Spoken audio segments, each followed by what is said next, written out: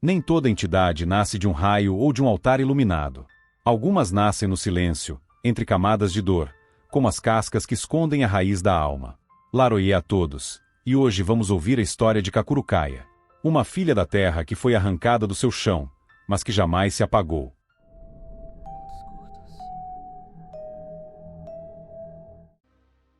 Muito antes do nome Kakurukaia ecoar em rezas e oferendas, antes que sua fumaça perfumada tomasse os terreiros e seu mistério se assentasse nos ventos da madrugada, ela era apenas Maria.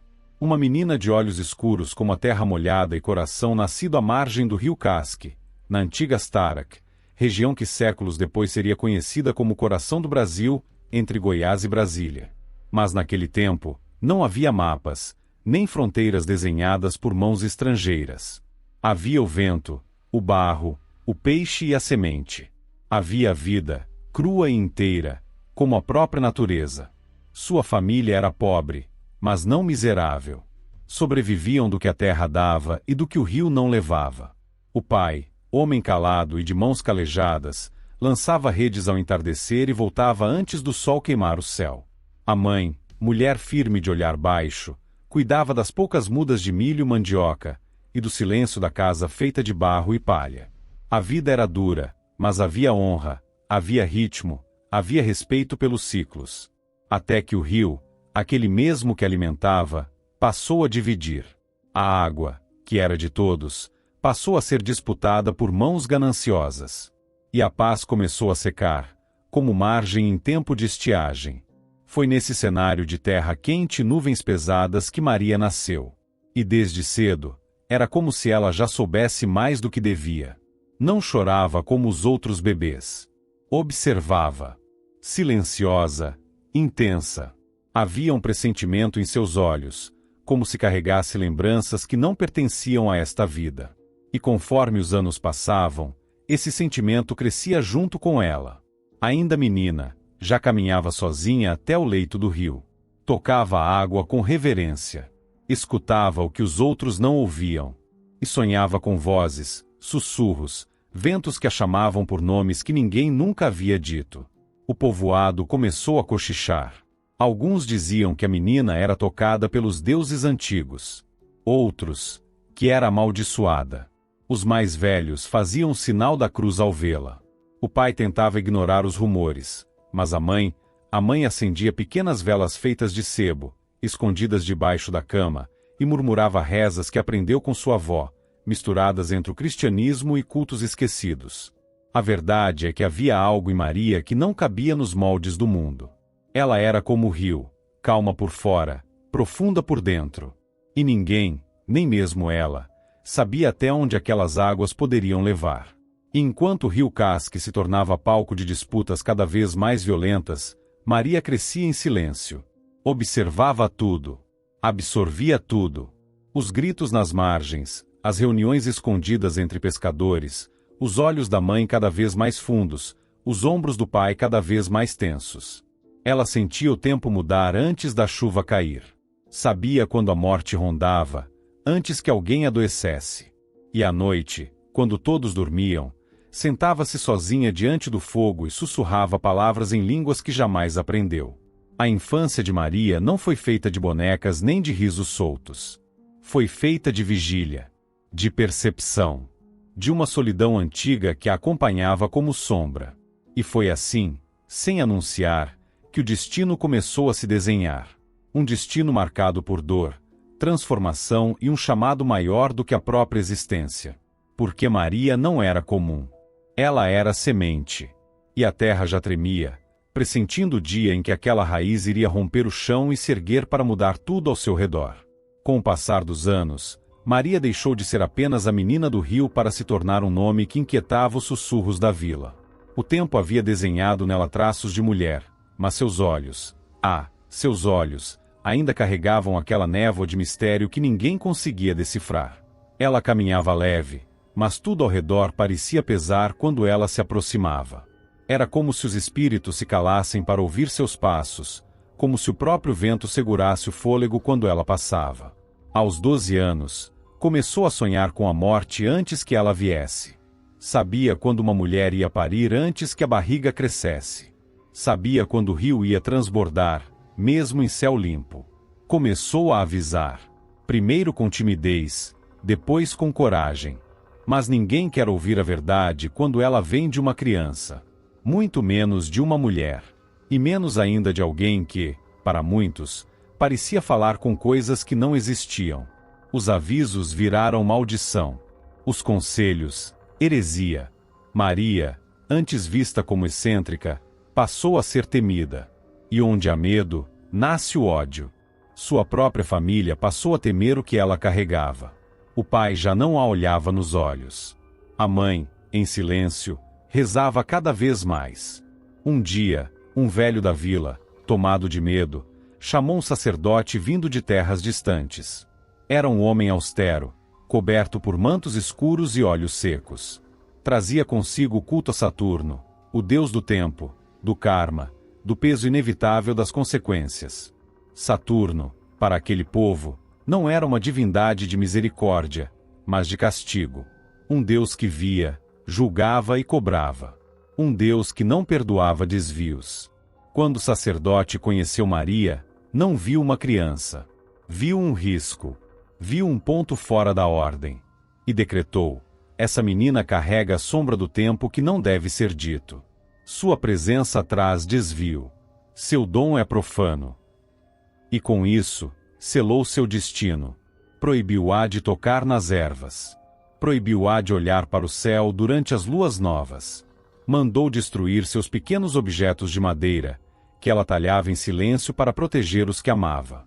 Disse à mãe: se ama sua filha, mantenha-a longe dos olhos do mundo. Maria não se revoltou. Não gritou. Não fugiu. Apenas silenciou. Mas dentro dela, uma dor nova brotava, não pelo exílio, mas pela injustiça. Não era o isolamento que feria, era mentira. Sabia que o que carregava não era sombra. Era a luz antiga, que o mundo ainda não estava pronto para aceitar. Mas como toda luz, ela precisava de tempo para queimar sem ser apagada. E Maria, como Saturno, passou a contar o tempo não pelos dias, mas pelas cicatrizes. Isolada, passou a passar mais tempo na beira do rio. Lá, ela ainda sentia que era ouvida. Conversava com as águas, com os pássaros, com os ancestrais que dançavam no limiar entre o mundo dos vivos e o dos que já haviam partido. Foi ali, entre lama e silêncio, que Maria entendeu algo profundo. O dom que ela carregava não era dela. Era um chamado, uma responsabilidade, um fogo que queimava por dentro, mesmo quando o mundo tentava apagar por fora. E ali, sentada diante da correnteza, ela fez um voto silencioso: se não posso falar, eu escuto. Se não posso guiar, eu caminho. Mas jamais serei um corpo vazio, porque dentro de mim há um tambor antigo, e ele nunca para de bater. As águas do rio Casque, que um dia embalaram a infância de Maria, já não cantavam como antes. A correnteza, antes mansa, agora carregava um murmúrio estranho, um presságio áspero que se arrastava entre as pedras.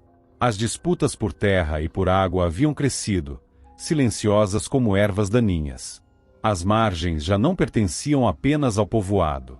Homens de outras vilas, famintos de poder, tinham avançado noite após noite, lançando redes onde não havia peixe, e marcando com sangue o território que antes era sagrado. Naquela noite, o céu estava escuro como a boca de um abismo. Maria sentia. O ar parecia denso, como se o tempo estivesse prestes a partir em dois. Ela tentou avisar. Sussurrou para a mãe que os ventos estavam falando, que havia algo errado. Mas sua voz, manchada pelas palavras do sacerdote, já não era ouvida como antes. O pai, cansado, afundado em desconfianças, saiu para pescar. Amanhã volto com o cesto cheio, disse, tentando sorrir. Mas o sorriso era curto. Era mais despedida do que promessa.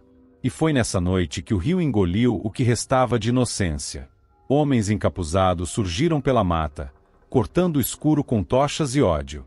Não vieram pescar. Vieram para tomar o que achavam ser deles. Desceram como sombras sem rosto, derramando violência sobre a terra. O pai de Maria tentou resistir. Lutou com as mãos nuas. Caiu com o peito aberto e o rosto na lama.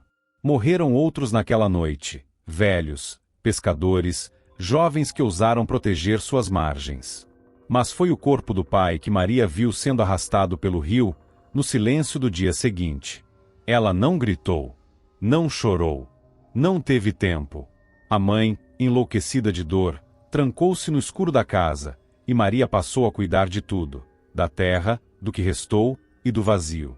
Mas ali, naquele luto sufocado, nasceu um ódio silencioso. Não um ódio vingativo.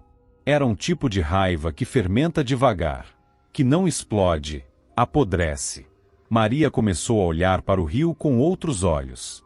Já não era mais seu confidente. Era um túmulo sem lápide. E ao mesmo tempo, uma resposta esperando para ser encontrada. Dias depois, os corpos começaram a adoecer. Crianças vomitavam. Velhos definhavam. As águas haviam sido envenenadas. Alguém, talvez de sua própria gente, havia lançado algo mortal no curso do rio. Diziam que era castigo. Diziam que era bruxaria. Mas Maria sabia. Sabia que era desespero. Que o mesmo povo que foi deixado à deriva agora revidava do único jeito que sabia, contaminando o que antes era sagrado. Ela via o ciclo. Sentia a roda girar. A vida dando voltas até sangrar. E foi nessa espiral que ela começou a sonhar diferente. Sonhava com fogo, com raízes, com cebolas partidas ao meio. E numa dessas noites, viu claramente, uma mulher plantava algo na terra e, ao colher, a planta chorava cascas. Casca por casca, uma fumaça se erguia. E essa fumaça não era comum. Era doce, era quente, era viva. Quando Maria acordou, sabia exatamente o que fazer. Mas isso era apenas o começo.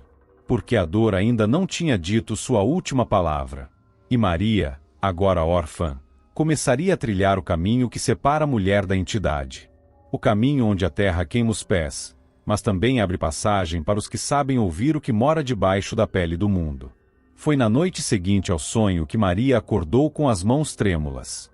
O corpo ainda quente do que havia sentido, o cheiro das cascas ainda preso ao nariz, e uma sensação de urgência que atravessava o peito como um tambor ancestral. No sonho, a mulher, que ela sabia ser ela mesma, mas mais velha, mais outra, plantava algo na terra seca. Quando colhia, não eram frutos doces ou raízes comuns. Eram cebolas. E delas, ao serem partidas, jorravam camadas finas que se soltavam como véus, queimando ao toque do fogo e subindo ao céu em espirais perfumadas.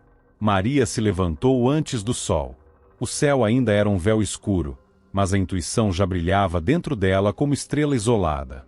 Andou até a parte mais alta da aldeia, onde as hortas sobreviviam à crise do rio, e lá encontrou uma velha mulher de mãos enrugadas e olhar cansado. A anciã, sem dizer uma palavra, estendeu-lhe um saco pequeno de pano. Dentro, 3 cebolas. 3. Nem mais, nem menos. Maria segurou o tecido como quem recebe uma relíquia. A mulher virou as costas e partiu sem dizer o nome. De volta à casa, Maria cavou com as próprias mãos. A terra estava seca, mas obediente. Enterrou as cebolas uma a uma, regando com a pouca água que restava do pote de barro. Durante dias, ela visitou o pequeno canteiro, mesmo sob o olhar de desconfiança dos vizinhos. Ficou louca. Diziam, planta coisa que nem é de comer direito. Mas Maria ouvia o que os outros não escutavam. E as sementes, em silêncio, respondiam. O milagre não veio com trovões, nem com luzes no céu. Veio no tempo das coisas vivas. Na segunda lua cheia, os brotos começaram a nascer. Cresciam em fileiras delicadas, firmes como pequenas promessas verdes. E quando ela colheu, não colheu alimento, colheu entendimento. Pelas mãos, pelas lágrimas, pelo fogo que já se acendia dentro do peito, ela entendeu. O que ela carregava não era um dom perdido, era uma memória do mundo. Um chamado antigo que agora despertava com força. Maria pegou as cascas secas que sobraram da colheita e as separou com cuidado. Colocou sobre o fogo baixo, alimentado por galhos secos e ervas que aprenderá a reconhecer. E ali, No calor daquela chama simples, o perfume subiu. Uma fumaça leve, quase invisível, tomou o espaço da casa. E conforme ela dançava pelo teto de palha, Maria entrou em transe. Os olhos viram o que os olhos não veem. Vozes vieram. Nomes antigos foram soprados no seu ouvido. E pela primeira vez, ela sentiu que não estava só. A partir daquele dia, Maria passou a repetir o ritual. Sozinha, no silêncio, diante do fogo e das cascas. E toda vez que a fumaça subia, algo dentro dela também se elevava. Era como se as camadas da cebola fossem, na verdade, camadas da própria alma, e ao queimar cada uma, Maria também queimava um pouco da dor do mundo. Mas os vizinhos começaram a notar. A fumaça era doce demais para ser ignorada. E um por um, começaram a se aproximar. Primeiro com medo, depois com curiosidade, e logo com reverência. Certa manhã, uma mulher bateu à sua porta chorando, pedindo ajuda para o filho doente. Maria apenas olhou, acenou com a cabeça e acendeu o fogo. A fumaça subiu. O menino melhorou. Dias depois, vieram mais. Vieram muitos. E todos saíam diferentes. Sem que percebesse, Maria deixava de ser apenas uma mulher. Tornava-se algo mais. Um canal entre o que se via e o que se sentia. O elo entre o visível e o sagrado. Mas o mundo, quando sente que uma mulher começa a queimar sozinha, sempre tenta apagar o fogo. E o que viria em seguida, traria uma dor que nem a fumaça mais doce poderia aliviar. Já não era mais segredo. As cascas queimavam todos os dias, e a fumaça doce que subia das mãos de Maria já era conhecida em toda a vila. Não havia mais insulto ou desconfiança. Agora havia fila. Silenciosa, humilde, carregando dores nos ombros e esperanças nos olhos. Viam nela algo que não compreendiam, mas que os tocava de forma profunda. Era como se a alma reconhecesse antes da mente. Como se o próprio corpo soubesse: aqui mora um poder que não fere, mas transforma. Maria não pedia moedas. Não exigia oferendas. Só acendia o fogo, olhava o céu e deixava a fumaça falar por ela. Em transe, sussurrava palavras antigas, misturadas a nomes esquecidos, a promessas não cumpridas, a bênçãos que os deuses deixaram cair no chão do mundo. Os que passavam por sua porta diziam que saíam mais leves. Outros diziam que sonhavam com ela, mesmo antes de conhecê-la. E alguns, mais sensíveis, diziam que ao ver sua silhueta no meio da fumaça, era como se estivessem diante de uma deusa perdida no tempo. E foi assim que ela começou a ser chamada, a Mulher do Fogo Perfumado. Mas com o reconhecimento, também vieram os olhos que não buscavam cura, mas poder. Vieram homens que falavam em nome de deuses distantes. Sacerdotes que andavam com mantos escuros e medalhões pesados, dizendo carregar a palavra dos céus, mas com olhos que cobiçavam mais do que compreendiam. Eles vinham sorrindo, pedindo que ela compartilhasse seus rituais. Queriam aprender como a fumaça se movia, como as cascas ganhavam poder. Queriam registrar, escrever, levar para os templos distantes de Roma. Maria recusava com firmeza e doçura. O que aprendi veio do ventre da terra. Não é meu. E também não é de vocês. Os sacerdotes saíam com os rostos endurecidos. Juravam que voltariam. E voltaram. Mas, dessa vez, não vieram para pedir. Vieram para ferir. Numa madrugada fria, enquanto a bruma ainda dormia sobre os campos, homens armados invadiram sua casa. Maria não estava. Havia saído em busca de ervas na Mata Alta. Mas quem estava era sua mãe. Uma mulher já cansada, olhos murchos de tanto vigiar o mundo. Não gritou. Não lutou. Apenas ficou em silêncio quando foi arrastada para fora, acusada de pactuar com forças pagãs. Foi levada, torturada, e por fim, morta diante da fogueira que haviam construído com o mesmo fogo que sua filha usava para curar. Maria voltou antes do sol nascer e encontrou a casa vazia. O chão frio, as cascas espalhadas, o altar quebrado. Soube antes mesmo de ver. Caiu de joelhos e gritou o grito que guardava desde menina. Um grito tão fundo que o rio Casque tremeu, e os pássaros da mata se calaram. Naquela manhã, Maria vestiu luto. Não um luto comum. Era um manto invisível, feito de sangue e silêncio. Olhou para o céu e disse: se querem me queimar, que venham. Mas saibam que onde meu fogo tocar, germinará algo que não se apaga. Enterrou a mãe com as próprias mãos, envolta em cebola, em folhas, em fumaça. Chorou pouco, mas chorou com alma. E no dia seguinte, partiu. Levava consigo um saco com cascas secas, um punhado de sementes, um punhal de pedra, e um nome novo brotando no peito. Não sabia para onde ia, mas sabia o que havia se tornado, uma mulher de fronteira. Entre mundos, entre tempos, entre verdades. E os que ficavam, sabiam, o fogo dela ainda queimaria por muitas léguas. Maria partiu sem olhar para trás. A terra queimada de sua infância, agora manchada com o sangue da mãe, já não lhe pertencia. Carregava o luto no silêncio e o destino nos ombros. Não buscava abrigo, buscava sentido. Andou por dias. Dormia sob árvores e se alimentava do que a mata oferecia. A cada novo passo, algo dentro dela se rearranjava. A menina do rio Casque havia morrido com a mãe. Agora, caminhava uma mulher cuja fé já não era ensinada, mas vivida. E seu nome começava a ecoar não mais como um sussurro, mas como uma ameaça. Não demorou para que sua fama atravessasse fronteiras invisíveis. Os romanos, já seduzidos pela fumaça dos seus rituais e pelo poder que não conseguiam controlar, agora a consideravam inimiga do império. O que começou como uma proposta de troca, havia se transformado em perseguição declarada. Maria não era apenas uma mulher com dons, era, para eles, um símbolo perigoso. Representava o feminino indomado, o saber que não se curva, a chama que se acende fora dos templos oficiais. Na tentativa de quebrar sua imagem, espalharam mentiras. Disseram que ela invocava demônios, que envenenava com sua fumaça, que seduzia os fracos com palavras doces. Montaram tribunais, caçaram seus seguidores, destruíram os jardins onde suas sementes floresciam. Mas quanto mais a perseguiam, mais forte se tornava sua lenda. E a cada fogueira acesa contra ela, nascia uma mulher que queimava por dentro, em silêncio, aguardando o momento de florescer. Foi durante uma dessas fugas que encontrou um pequeno grupo de andarilhos. Homens e mulheres que, como ela, carregavam feridas e fé. Entre eles, uma jovem chamada Adla, que reconheceu Maria no primeiro olhar.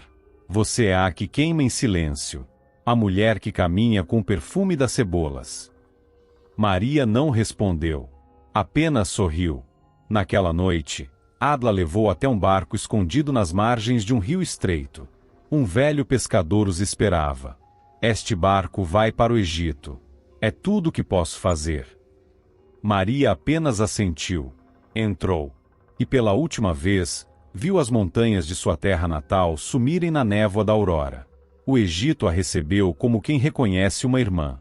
A poeira antiga das ruas, o aroma das ervas queimadas nos mercados, os olhos negros dos sacerdotes, tudo lhe era estranho e, ao mesmo tempo, familiar.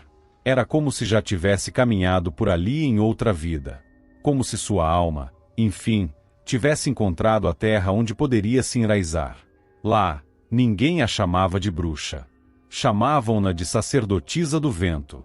Logo, foi levada até o rei local, um homem velho e doente, mas que, ao vê-la, se ajoelhou. O que você carrega não pode ser medido com palavras, ele disse. Fique. Ensine. Cure. E ela ficou. Montou um pequeno templo em uma vila afastada. Plantava cebolas, preparava defumações e recebia em silêncio os que vinham com a alma partida. Seus rituais foram acolhidos. Não pela imposição da fé, mas pela força da presença. Dizia-se que, ao entrar em transe, ela falava línguas mortas, evocava nomes que nem os escribas conheciam. E quando dançava, era como se o tempo se curvasse. Como se os véus entre os mundos se erguessem, permitindo que os mortos falassem através de seu corpo. Mas mesmo ali, não buscava trono, nem glória. Sabia que tudo era transitório. que mesmo a terra mais fértil pode um dia secar. Viveu em paz por muitos anos. Envelheceu diante do altar. Seus cabelos ficaram brancos como as cinzas de suas ervas. E quando chegou a hora de partir, não pediu nada. Apenas pediu que seu nome não fosse apagado, e que sua fumaça continuasse a subir. Foi enterrada sob uma árvore de raízes largas. No dia de sua morte, dizem que o céu escureceu por 3 dias, e uma névoa doce cobriu toda a vila. No altar que ergueram para ela, escreveram uma única palavra: Kakurukai. Não foi com trovões que ela partiu, tampouco com cânticos ou multidões. Foi em silêncio. Um silêncio que não pesa, mas transforma. O corpo de Maria repousava sob a sombra de uma árvore milenar, em terras estrangeiras que agora reconheciam como mãe, guia, raiz. Seu último suspiro não se perdeu no vento, ele se assentou na poeira do tempo, como um perfume que não se apaga. E assim como viveu, ela morreu, com os pés na terra, o fogo no peito e os olhos voltados para o invisível. Mas a morte não foi fim. Foi início. Dias depois de seu desencarne, os moradores da vila começaram a relatar sonhos. Alguns haviam sentada entre as brasas, como antes, acendendo defumações e sorrindo com a serenidade de quem conhece os 2 lados do véu. Outros diziam que ouviam seu nome sussurrado pelo vento durante as madrugadas. E havia os que juravam ver uma mulher vestida de sombras claras, caminhando entre as plantações de cebola que insistiam em brotar, mesmo sem terem sido regadas. Seu nome, antes dito com receio ou reverência, passou a ser entoado com saudade e fé. Kakurukaia. A que queima rápido. A que dança entre as cascas. A mais velha. A primeira. Não era mais apenas Maria, filha do pescador. Agora, era chama ancestral. Era sopro entre os mundos. Era divindade que nascerá não nos livros, mas na carne, na perda, no exílio. Não demorou até que o culto à sua presença espiritual se espalhasse além das fronteiras do Egito. Viajantes e andarilhos levavam sua história em forma de lenda. Uns diziam que ela era uma deusa oculta dos povos do Oriente. Outros, que era a encarnação feminina de Saturno, o deus do tempo e das perdas. Mas entre os que a conheciam de verdade, entre os que haviam sentido sua fumaça atravessar a alma, sabiam, ela era a mulher que ninguém conseguiu apagar. E foi por meio desses relatos que, mesmo séculos depois, seu nome atravessou oceanos. Cruzou desertos, cavernas e plantações. E chegou, como uma brisa quente, nas encruzilhadas espirituais do Brasil. Mas não chegou sozinha. Ela vinha acompanhada de espíritos antigos, de mulheres que também haviam sido queimadas, silenciadas, esquecidas. E homens que também haviam sido esmagados pelo peso da injustiça. Kakurukaia reunia ao redor de si não devotos, mas espelhos. Almas que carregavam feridas semelhantes e buscavam nela uma espécie de espelho e redenção. Assim nasceu sua falange espiritual. Não como uma hierarquia, mas como um círculo. Um círculo de aprendizes, guardiões, curandeiras, exiladas, rezadeiras, parteiras e andarilhos. Espíritos que encontraram em sua luz uma direção. Entidades que trabalham com ela, não abaixo dela. E todos, quando invocados, carregam a marca da fumaça. Seja na forma de defumações, de ebós simples, de velas acesas com ervas, ou mesmo no silêncio das matas onde seus nomes são sussurrados sob a lua cheia. Mas o que poucos sabem é que Kakurukaia esperou. Mesmo após desencarnar, ela não se manifestou como entidade imediatamente. Ela observou. Acompanhou o tempo, como sempre fizera. Viu impérios caírem, religiões nascerem, povos se cruzarem. Esperou que o mundo estivesse pronto. Esperou que os tambores voltassem a tocar.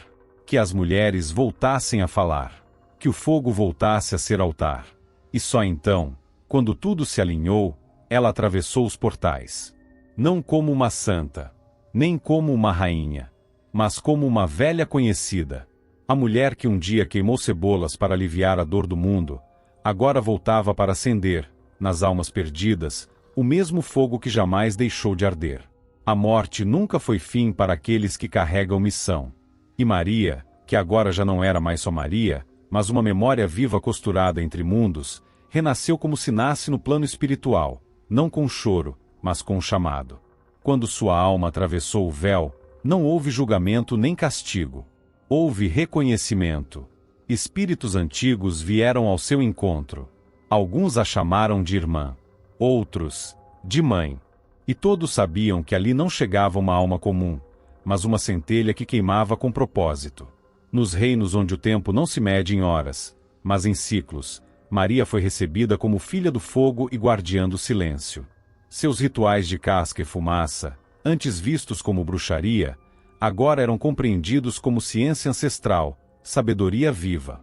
Entidades velhas, que existiam desde antes da linguagem, a observaram em silêncio. E então, um deles se aproximou e disse: "Você é Kakurukaia." Ela não entendeu de imediato, mas logo sentiu. O nome era como uma semente enterrada no fundo de sua alma, germinando há séculos. Era mais do que um título. Era um chamado. Kakurukaia significava, em antigas línguas perdidas, a que queima rápido, a que arde sem ruído, a mais velha entre as sombras suaves. Era o nome que não podia ser dado em vida, pois só a alma madura o sustenta. E agora, enfim, ela era esse nome. Ela era a fumaça que sobe e não volta. Era a brasa que aquece e também purifica. Com o tempo, sua forma astral começou a se moldar. Não por vaidade, mas por vibração. Kakurukaia aparecia de forma serena, vestida de tons ocres, marrons e vermelhos secos, como as cascas de cebola que a revelaram. Seus olhos eram profundos, como quem já viu o nascimento e a morte de muitos mundos. A boca, firme, diz pouco, mas diz o necessário. Seu caminhar não faz barulho, mas deixa rastros por onde passa.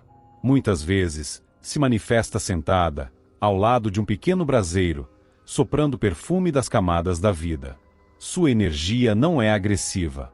É densa, profunda, pesada como o olhar de quem perdeu tudo e, mesmo assim, escolheu ajudar os outros a não perderem também. Ela não trabalha com a pressa.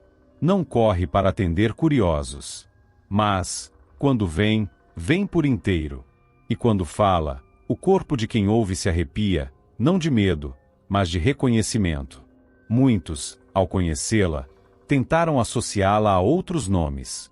Disseram que Kakurukaia era um nome oculto de Nanã, ou que era uma versão mais antiga de entidades conhecidas. Mas a verdade é que ela não é duplicata. Não é reflexo. É raiz. Sua vibração está ligada ao ciclo da transformação, à dor que amadurece, à morte que renasce, à escuridão que protege.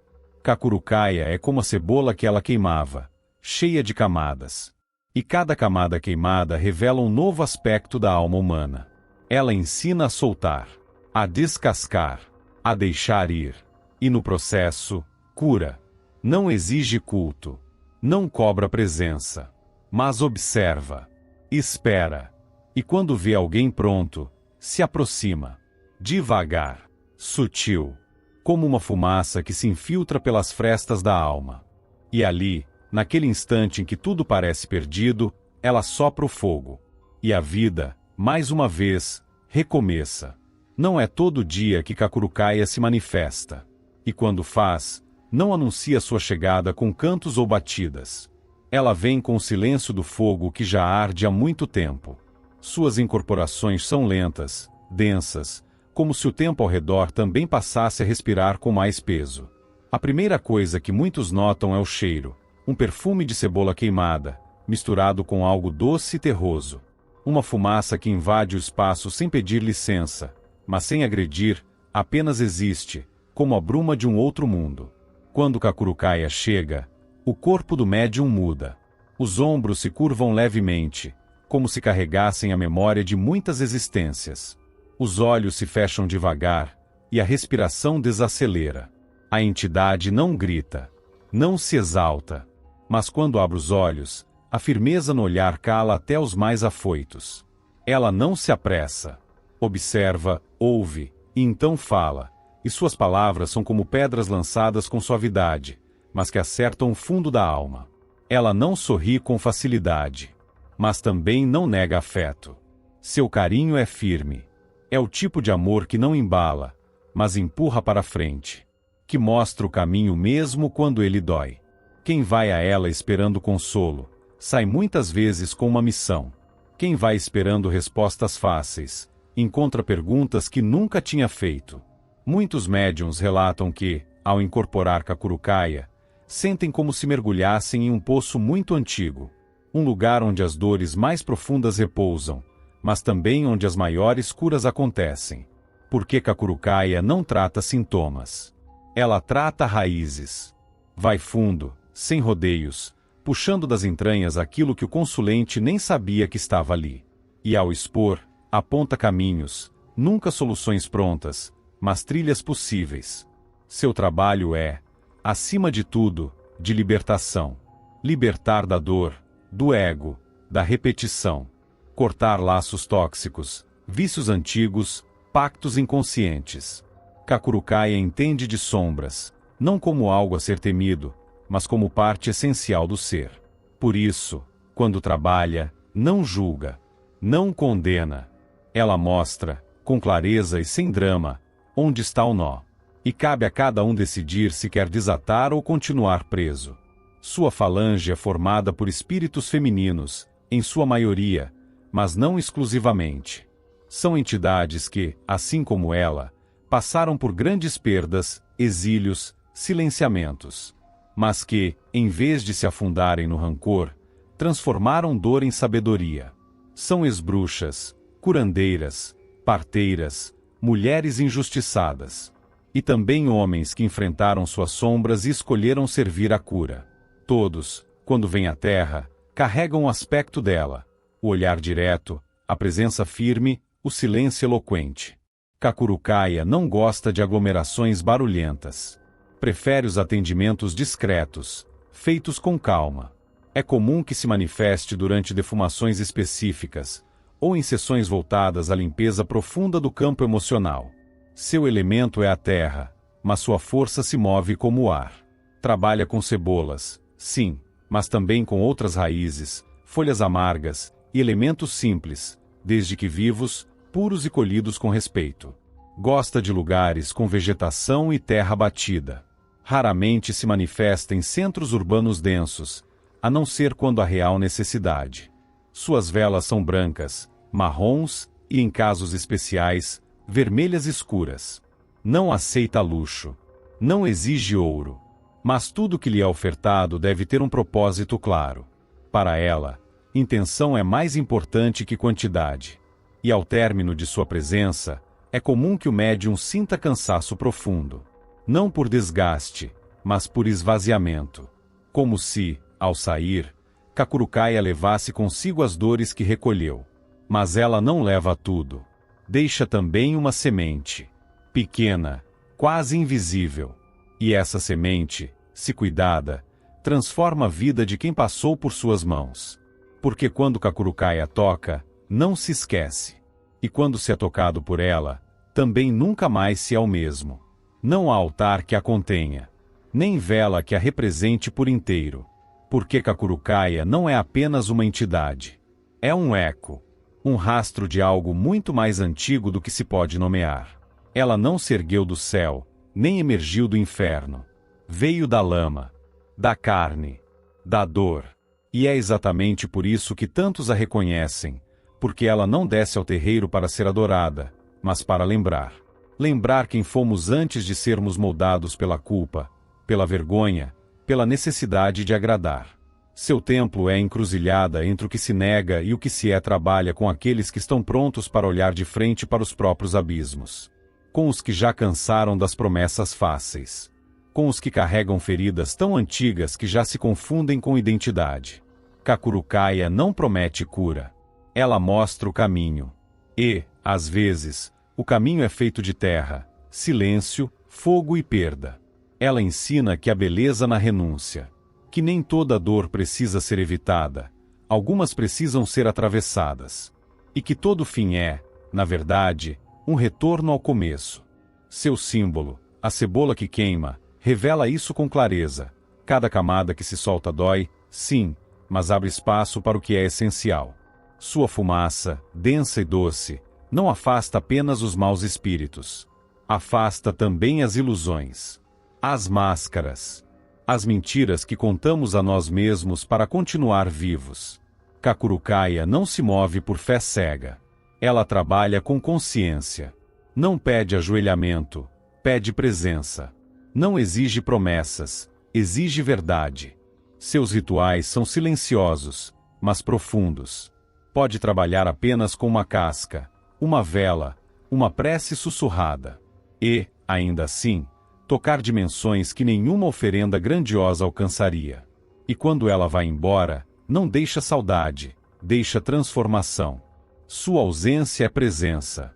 Porque o que ela planta no espírito de quem a encontra continua germinando mesmo muito tempo depois.